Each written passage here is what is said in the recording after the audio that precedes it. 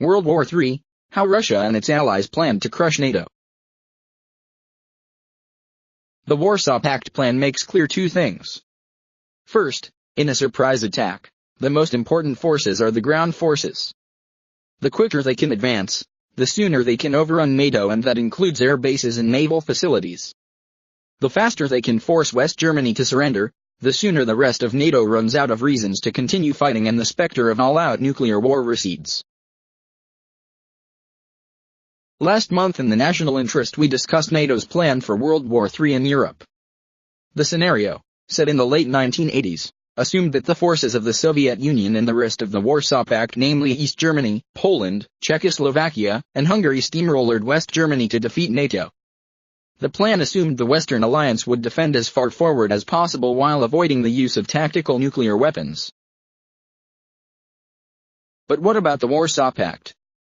After the Cold War ended, the Polish government made public classified Soviet documents that revealed the likely war plan. The plan, known as 7 Days to the Rhine, was the basis of 1979 military exercise that assumed NATO as the aggressor, having nuked a series of 25 targets in Poland, including Warsaw and the port of Gdansk. The cover story of countering aggression was a mere fig leaf for the true nature of the anticipated conflict, a bolt-from the Soviet attack against NATO. By the 1980s, NATO had shifted to a flexible response nuclear doctrine. The alliance was prepared to use nuclear weapons, but would seek to win the war conventionally. This is in stark contrast to the Warsaw Pact, which saw their use as inevitable and planned to use them from the outset. Such early would confer the pact an enormous strategic advantage over NATO. In 7 Days to the Rhine, Soviet nuclear forces would destroy Hamburg, Dusseldorf, Cologne, Frankfurt, Stuttgart, Munich, and the West German capital of Bonn. NATO headquarters in Brussels would be annihilated, as would the Belgian port of Antwerp. The Dutch capital and port of Amsterdam would also be destroyed. Denmark would suffer 2 nuclear strikes. The result would be a headless NATO and the destruction or demoralization of civilian governments in West Germany, Belgium, the Netherlands, and Denmark, precisely the countries likely to be occupied at the end of the 7 days. The elimination of the port cities of Hamburg, Antwerp, and Amsterdam would severely curtail NATO's ability to flow reinforcements from the United Kingdom and North America. Curiously, France and the United Kingdom were to be spared nuclear strikes. This is probably because both had independent nuclear arsenals not tied to the United States. The United States might have hesitated to retaliate for fear of escalating to strategic nuclear warfare, but for France and the UK the European atomic battlefield was much closer and the dividing line between tactical and strategic not so clear-cut. The Soviet leadership probably had no intention of continuing war with either one on the 8th day. After the Warsaw Pact had launched nuclear strikes, conventional forces would be sent in to conquer. 7 Days to the Rhine assumed a radioactive zone that used to be called Poland, dividing the Soviet Union from its forces in East Germany, Czechoslovakia, and Hungary. Those forces, along with their East German, Czechoslovak, and Hungarian counterparts, would need to suffice to carry out the attack. While Polish forces were theoretically available, by 1979 the Soviets would have reason to suspect their political reliability. As a result, total forces committed would be roughly the same number of forces the pact would have in a no-notice attack on NATO. Planning with the assumption of a radioactive curtain severing forward pact forces from the Soviet Union itself is also a reasonable model for assuming a quick war without a pre-war buildup of ammunition and fuel from the Soviet Union.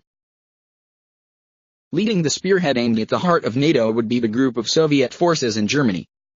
The GSFG was comprised of 5 armies, each with 3 or 4 tank and motor rifle, mechanized infantry, divisions. In the north, the Soviet and East German attack force would consist of the Soviet 2nd Guards Tank Army, 20th Guards Army and 3rd Shock Army, consisting of 7 tank divisions and 5 motor rifle divisions. East Germany's National People's Army, considered the best of the non-Soviet pact forces, would contribute 2 tank and 4 mechanized infantry divisions.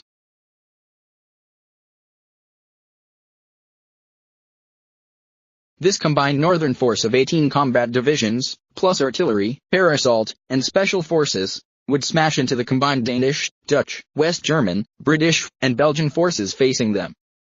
The battle would take place on the so-called North German Plain, a stretch of relatively flat, rolling country from the inner German border to the Low Countries. This was considered the quickest, most direct way to knock out the largest number of NATO countries. Somewhere in the endless stream of combat vehicles headed west would be what was known as the Operational Maneuver Group, or OMG. Anywhere from 2 brigades to 2 divisions large, the OMG would be held in reserve until a breakthrough was achieved. Once committed, the OMG would lunge deep behind enemy lines, cutting off NATO forces as it did so. In southern Germany, the spearhead would be the Soviet 8th Guards Army and the 1st Guards Tank Army, totaling 3 tank divisions and 3 motor rifle divisions. The Soviet Central Group of Forces, based in Czechoslovakia, would add 2 tank and 3 motor rifle divisions. The Czechoslovak People's Army would also add 3 tank and 5 motor rifle divisions. Czechoslovak forces were formidable in theory, but the Soviets likely still considered them politically suspect 20 years after the Prague Spring of 1968. This southern force of 19 divisions would enjoy the shortest route to the Rhine River, only 120 miles as the crow flies, but faced serious military and geographical obstacles. The 10 West German and American divisions facing them were among the best equipped in NATO, and the correlation of forces, to use a Soviet army phrase, did not favor the attacker. The terrain was a mixture of hills, mountains, and connecting valleys, all of which strongly favored the defender. In the meantime, Soviet airborne and air assault forces would fan out and occupy key bridges, particularly over the Weser and Rhine rivers. Seizing river crossings would be essential for maintaining the momentum of the ground offensive. Airfields, military headquarters, and known alternate seats of government would also be targets. Soviet Spetsnaz special forces would also target NATO tactical nuclear weapons, seeking to neutralize Pershing II, ground-launched cruise missiles and nuclear gravity bombs before they could be used. At sea, the Soviet Navy would immediately go on the offensive. The Soviet Navy would, like the German Navy before it, try to sever the naval supply line from North America to Europe.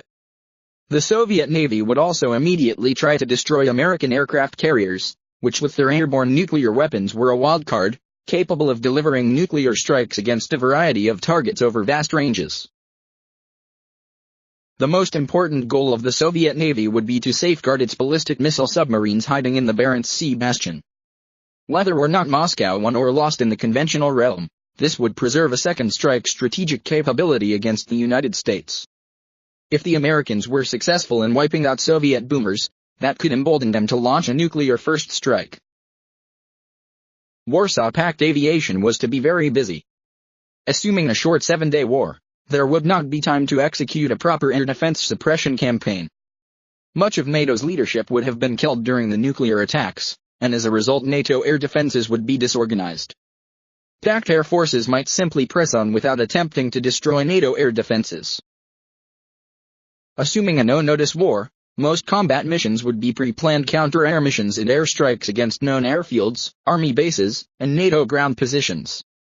Pre-positioned stocks of U.S. Army equipment in Germany and the Netherlands would be particularly vulnerable, allowing the Pact to knock out entire divisions without fighting them. The Warsaw Pact plan makes clear 2 things. First, in a surprise attack, the most important forces are the ground forces. The quicker they can advance, the sooner they can overrun NATO, and that includes air bases and naval facilities. The faster they can force West Germany to surrender, the sooner the rest of NATO runs out of reasons to continue fighting and the specter of all-out nuclear war recedes.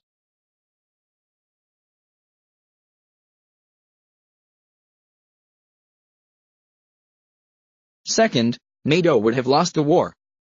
NATO's assumption that the war would gradually escalate to nuclear weapons would have been fatal against an adversary that planned to use them on day one. The use of nukes in Western Europe would devolve the decision to employ them away from NATO as a collective body to heads of the United States, France, and the UK. All 3 would be forced to use battlefield nukes to save their troops and risk escalation that would devastate their homelands or walk away from the rest of NATO.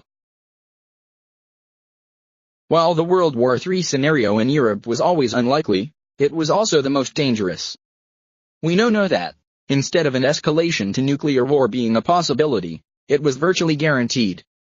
The only question would have been to what extent and whether or not human civilization would have survived it.